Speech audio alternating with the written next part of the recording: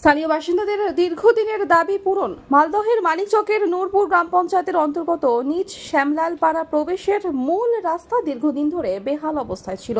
শনিবার সেই রাস্তার কাজের উদ্বোধন করা হলো।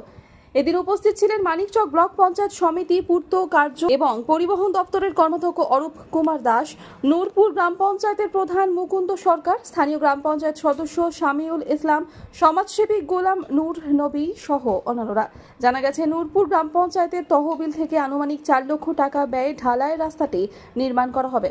এই রাস্তা পেয়ে খুশি স্থানীয় মানুষ। যাতায়াতের সমস্যা মিটল স্থানীয়দের। গ্রাম পঞ্চায়েত থেকে যে 50 SFC থেকে 2.5 লাখ আর 15 থেকে যে 1.5 লাখ টাকার কাজ ছিল এখানে সামলালপাড়া ও দুটো মিলে। তো আমাদের আনুমানিক এখন তো মনে হয় মাপযোগ হয়নি, যেটা রাস্তা ছিল 4 লাখ টাকা, সেই কাজটা এখন আজকে আমরা আমাদের মানিকচক ব্লকের পূর্ত কর্মাধ্যক্ষ অরূপ যাদব উদ্বোধন করলাম। ছিল আগে মনে করছে দেখছেন এলাকাবাসীর যেটা সামলালপাড়া নিচু সামলালপাড়া রাস্তা ঢুকতে মুখেই খুব কাদা হচ্ছিল, সেই রাস্তাটা গুণমান আমাদের ভালোই কাজ করছে আমাদের ঠিকাদার। আমরা যে শিডিউলে আছে সেই শিডিউল অনুযায়ী কাজটা হচ্ছে আর কাজটা ভালোই কাজ হচ্ছে।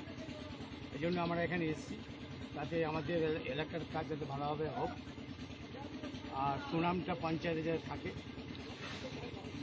অনেক কথা বলছে যে দায়িত্বটা বুঝে নেওয়া, আমাদের দায়িত্ব আছে, আমাদের ঠিকাদার আছে, কাজটা আমাদের বুঝে নেওয়া। পঞ্চায়েতের কাজ আছে, আর কবে হবে না হবে কোনো ঠিক নেই। তো যার জন্যই আমরা এখানে এসেছি কাজটা উদ্বোধন করতে। কোন এলাকা এটা? এটা সামলালপাড়া। কত মিটার কাজ হচ্ছে রাস্তা? এটা হচ্ছে 4 লাখ টাকার কাজ, সম্ভবত 80 মিটার। মালদহ থেকে দেবশ্রীনা রিপোর্ট, আনন্দ বার্তা।